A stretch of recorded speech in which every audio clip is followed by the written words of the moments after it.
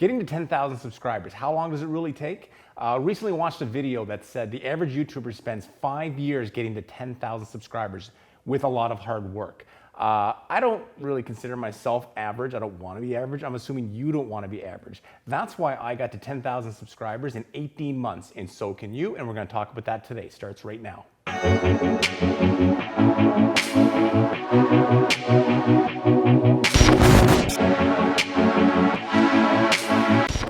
So quite honestly, I think that 10,000 subscribers is a lot of people. I think there's a lot of people that take for granted just how many people that is. They look at YouTubers with 1 million followers and 100,000 followers and so on.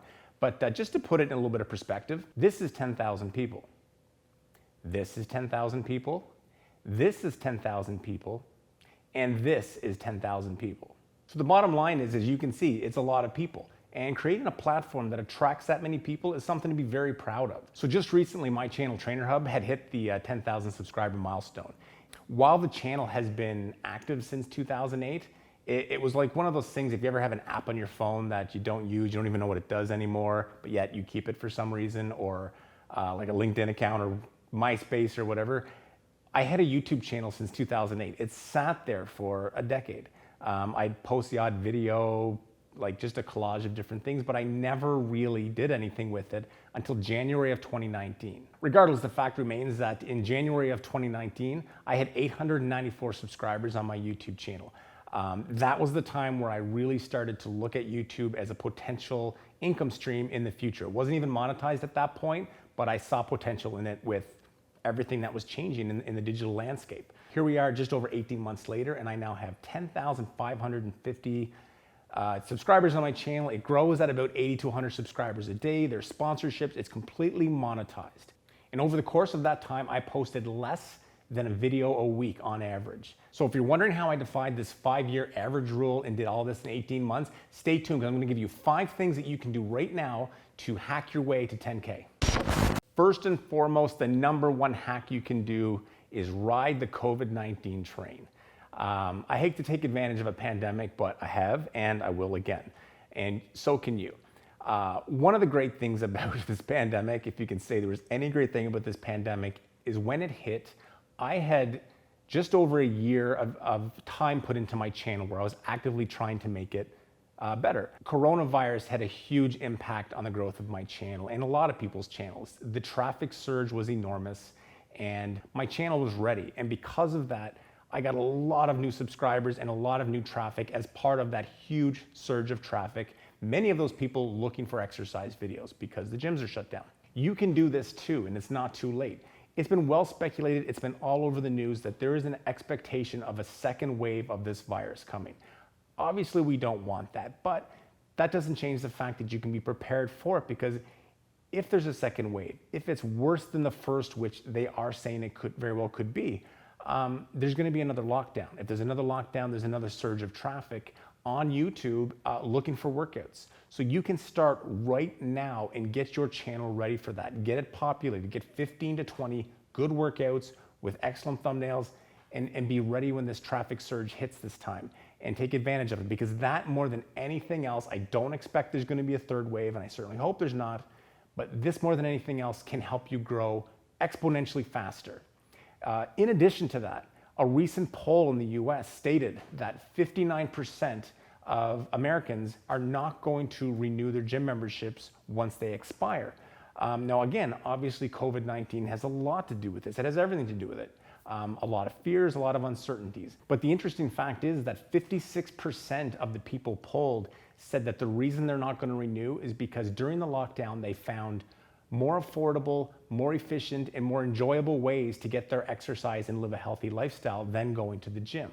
So keeping that in mind, and if that poll really does ring true, the biggest times of year for membership renewals, and I know this because I've owned a gym, September and January.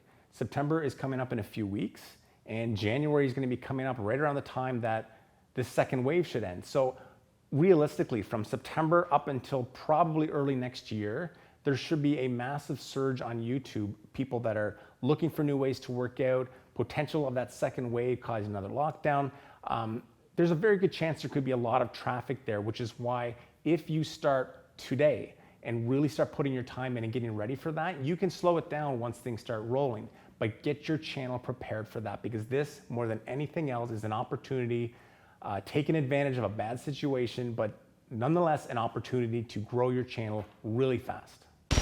The number 2 most important thing I did to grow my channel faster was I started tagging brands.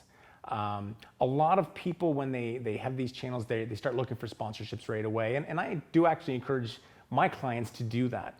But regardless of whether you have a relationship with a company or not, tag them. If you're using their products, tag them. This is one of the few times where I will say it's good to cross over and use other social media platforms to maybe post the thumbnail of your workout, post the workout itself, depending on what platform you're on, but drive traffic to your YouTube channel. But more so than anything, the reason you would use these other channels is to tag brands. I do this all the time. It's actually led to brand sponsorships over time, paid ones, but regardless, I started doing that right away, because what happens is these companies, they're always looking for content. They're always looking for good quality content that showcases their products. And if they're able to get it for free, you know what they do? They're gonna repost it. I've had lots of my videos reposted by brands that I've tagged because I'm using their products. Really, it just comes down to having a very good quality video.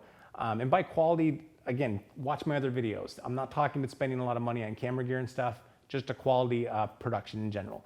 Showcasing the products, and you don't have to talk about it or brag about it, but you're using it.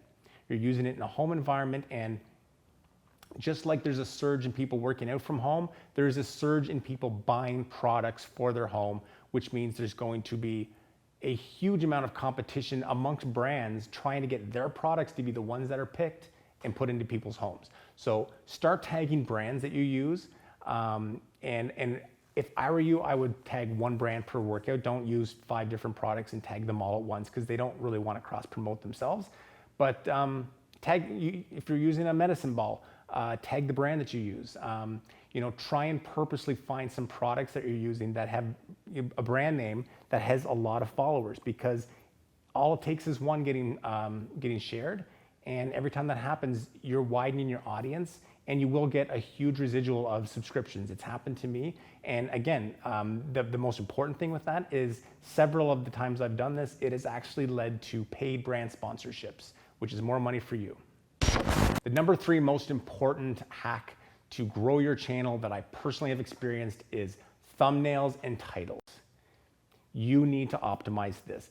Before they ever see your video, they're gonna see the title of the video and they're gonna see the thumbnail. You need those titles to be searchable terms. I've talked about this in other videos. It rings through. If you're using your name in the titles and you're not a known fitness personality, you're not doing yourself any favors. I understand the part about trying to build your own personal brand, but you're not doing yourself any favors now.